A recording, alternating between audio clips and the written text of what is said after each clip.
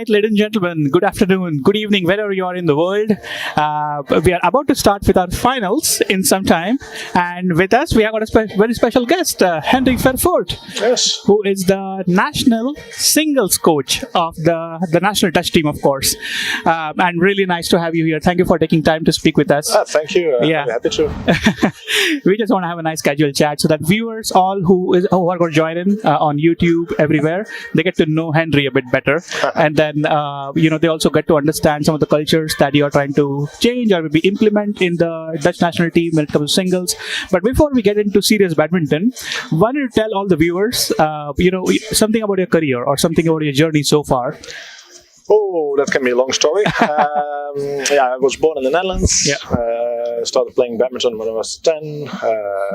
Loved the sport, but wasn't good enough to be national or something. So went to study. Finished studying at 25. Went to live in Italy and played badminton. And then after, I think, 3-4 years there, became a full-time coach beside doing a full-time job. So there was a stressful time, a lot of work, and been doing that ever since. And since now almost a year, I'm in the Netherlands at a very pleasant, challenging role as the singles coach. But the singles that we mean the play, not the guys have girlfriends and boyfriends. So it's not the normal single. Well, as you see, he's also funny. So I don't know. No, that's excellent, Henri. So you also live near Papendal somewhere? Yeah, we moved from Italy, where I used to live, to Arnhem city center, and I live in the city center. Because my girlfriend is Italian, so if she would be in the outsides of the city, that's depressing. So in the center she can go out and try to improve the Dutch, which she's studying now. So nice. How much of Italian have you caught up till now? How much of Italian? The language? Yeah. Well, it's almost as good as my Dutch, which says a lot about my Dutch now. But it's actually hard to talk Dutch every day again because I wasn't used to that. I spoke German, I spoke English, I spoke Italian, of course, but Dutch, no. Just with mom and dad and my brother and sister on the phone. And so when you really need to have an argument with your wife, which language is a preferred? Oh, Italian. We only speak Italian with each other. Only when I help her with her course of Dutch, I speak Dutch. Right. Well, that's nice to hear. Henri, let's turn our focus towards a bit of badminton. Yeah. Right. Now you are here as the head coach of the singles players of the national team. What are some of the things that you try to implement on a cultural level for them to be professional and just go for it? It depends. We have a lot of different groups of single players. I have to do with all of them. Some I am responsible for. So like Johan and Mark will be playing the finals in a moment. They're older. They know a lot of stuff. The coaches before me have done a good job with some important things. So we're looking into where can we find those percentage which makes the next step. For Mark, can we get into the top 20 or something, top 16? Can we maintain these results? For Johan, it's how can we get the ranking towards higher goals and be competitive to Mark? And that's for Johan. It's more bigger things. For Mark, it's smaller things. That's them. And then you have the whole under 22 group. That's more like a process. They need to learn so much about how do you go from junior badminton to the extremely competitive world of senior badminton in the singles. And before that, now we have also a group of guys who play at the RTCs, and we believe that they have some potential. So they start to train with us also to learn what we expect of them. We can see how they behave in training. Are they easy to coach? Do they pick it up? What kind of attitude do they have? Are they willing to work hard? So that's also I'm not responsible for them, but me and Avia, my colleague in the talent group, we try to figure out who can be a potential champion. Okay, that's nice. And in terms of your day-to-day job with the top players, do you also get a chance to interact with the youth talent? I mean, some people or the youth national team which is traveling around in Europe, for example, Rune van Dal or Noah Hasser. Rune trains with us the whole week. Noah trains here at Almere at the RTC, but when he trains with us, I coach him as well, and I'm in contact with his coaches here at the RTC, Susanne Mulkens and Dave Kodebuks, who is his club coach, to we try to spar. How is he doing? I give them my view on what I see when I'm with him, and I talk with him, and they give me feedback. And let's hope we can get him to a high level, because I believe Noah has a big potential. And Rune, I see him every day, so he got much more stuff from me than Noah does. No, that's very nice to hear. Henri, you are, of course, now you must be as a top coach for our national team. You must be keeping an eye on what's happening at the world stage with top international players in women's as well as men's. What are some of the things that you see that these are the instant learnings that we can do in Netherlands? Well, that's a long story actually, but mainly I think that it's about footwork. We can improve our footwork a lot because it's become so much more diversified. Being an efficient mover it is a big plus if you can do that. So that's one thing. Second thing is keep it in. The top players make very few mistakes, can maintain a high level of intensity and quality. So that's also skills. I mean, if you want to be top, you need to work on your technique and your skills nearly every day. So that's the thing. And sometimes we think technique is, I need to do it, or footwork, I need to do it. I want to play games. I understand, but you also need the other stuff. Indeed. In terms of importance of a coach during the match itself, do you also get a chance to travel with the players for international tournaments very often? Me and my colleagues, we divide the tournaments we have. So sometimes I go, sometimes the other one goes. That means also that sometimes I have to coach doubles. It's bad luck for them. No, I know some about doubles. The other two guys are better in that. And so what I like about tournaments is you have more time to talk with players, to evaluate matches, to prepare them. And I like to take a more professional approach to preparing matches. I mean, the more you know, if you lose 21-19, but you prepared your match well, okay. But if you didn't prepare it well, it could have been you winning 21-19. And if you know what the strong points are of the opponent, you can work on how do I avoid them. And that's so important. And now what you guys are doing, but overall YouTube, you can always find information on players.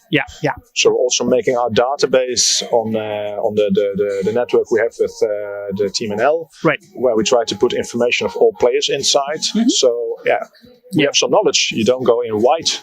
Indeed. Now that's a very good answer. In terms of there are this category of players who just like to be left alone during matches, and there are category of players who like to be coached. What is your view on it, or does it depend on every single player of what he wants? I think I should adapt because it is. I am there for the players. The players are not there for me. So that means that it depends. For example, with Mark, I haven't coached him that much. We try to figure it out, but he needs to keep it simple. You can't talk whole stories to him. He needs to be fighting. Johan has other stuff. Youth.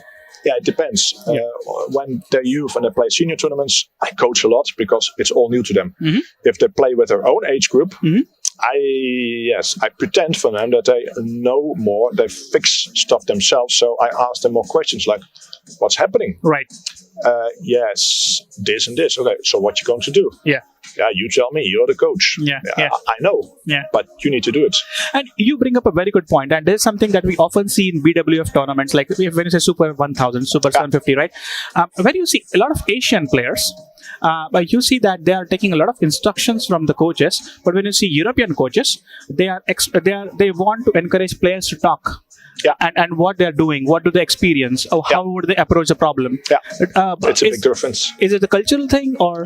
Okay. Yes, you might know that we Dutch people don't like to be told what to do. And in Asia, it's a very top-down society. When I worked with Asian coaches, and even last week with the world champion, we talked. He's very nice, but they're always respectful. And whatever the coach says, they try. There is so it's the coach telling you what to do. And I always joke about Asian coaching. A good friend of mine, he's a Chinese coach. He always said, play faster, hit the lines, don't make mistakes. Yeah. So whatever, it was always the fault of the player afterwards. I said, you don't make mistakes, you make mistakes. Right. You don't listen. Right. I said, play faster, you don't play faster. You don't listen. But we try to do it. If players have a feeling on court like, this is not working, Right. I need to know it. I mean, if they feel uncomfortable, that corner, I don't. So, you feel that we might do this and that. Right. So you work out the problems together, because then they need to do it on court. Yeah. If you get 20 instructions, do this, do that. Yeah.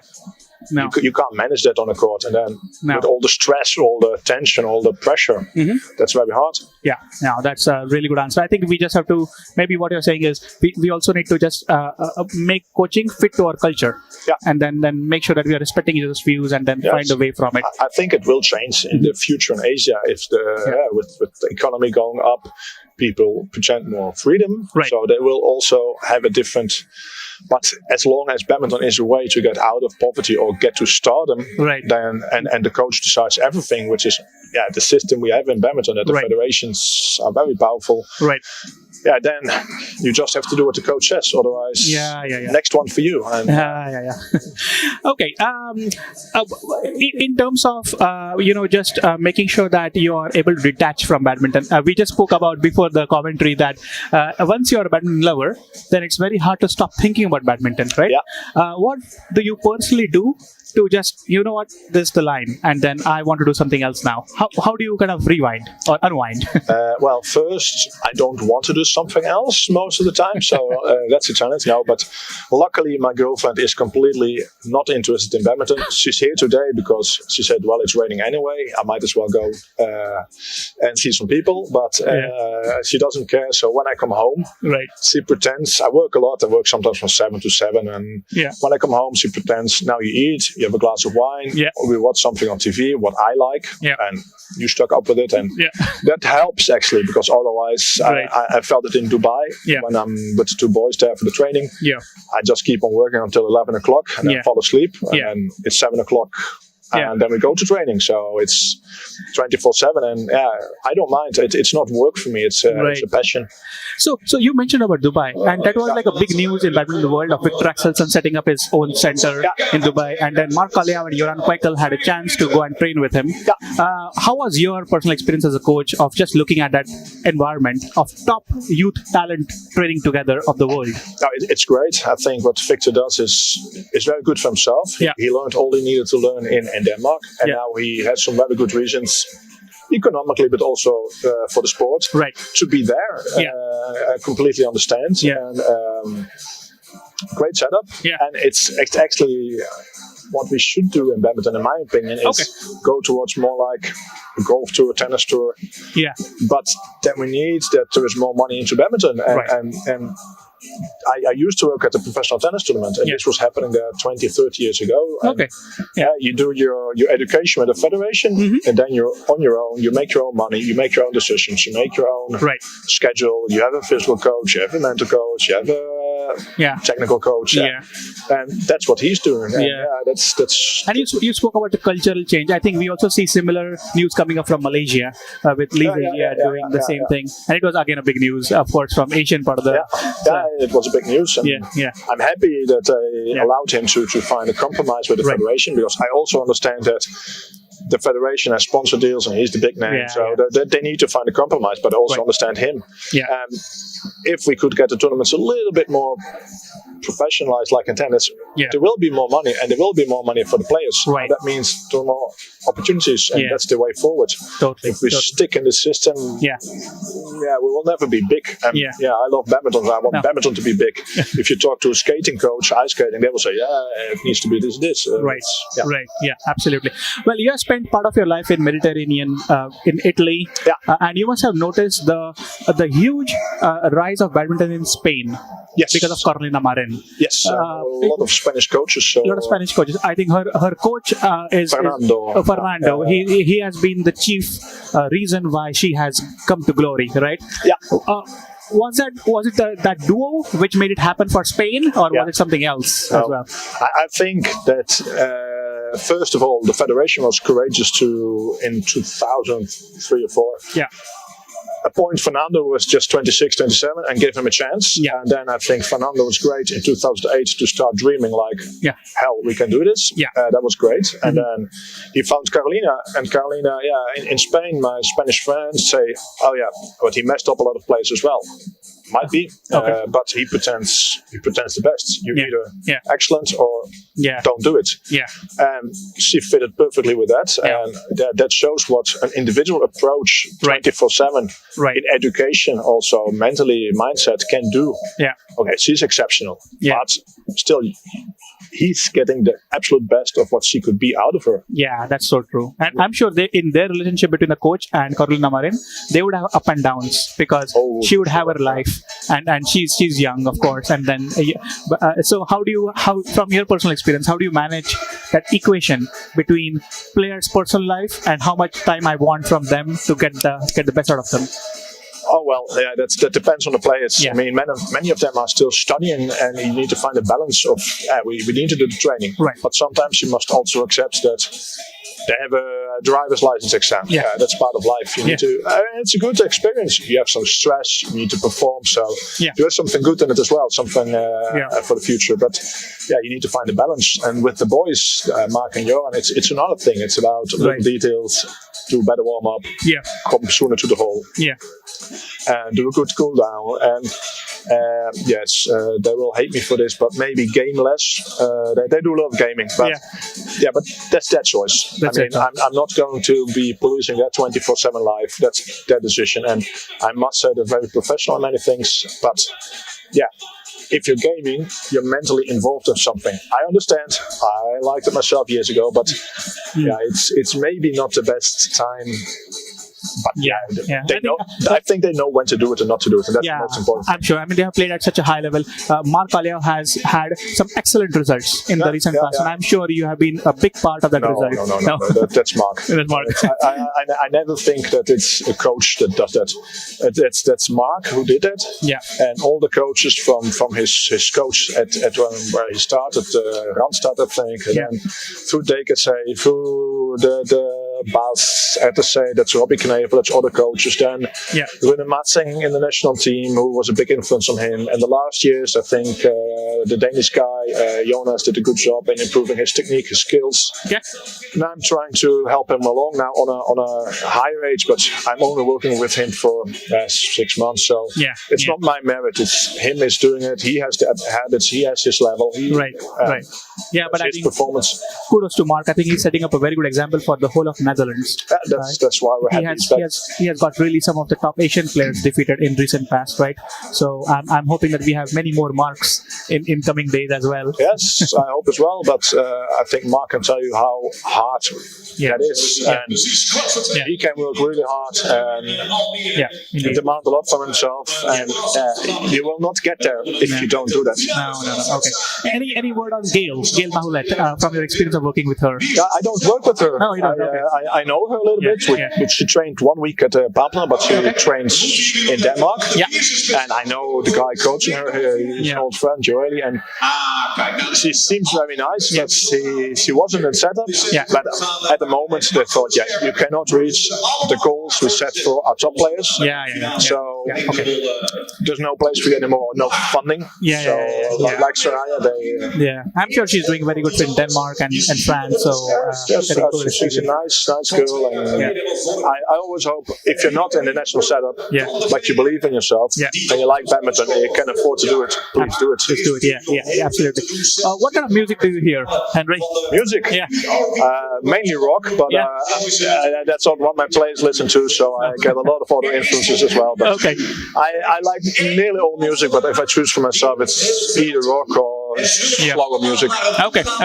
All right. Well, I hope that this kind of helps you not unwind maybe from badminton sometimes as well. Sometimes, but when I drive home from Papua, I listen to podcasts. So always try to pick up something. Nice, nice. So, yeah. All right. Well, we are about to get started with the matches now.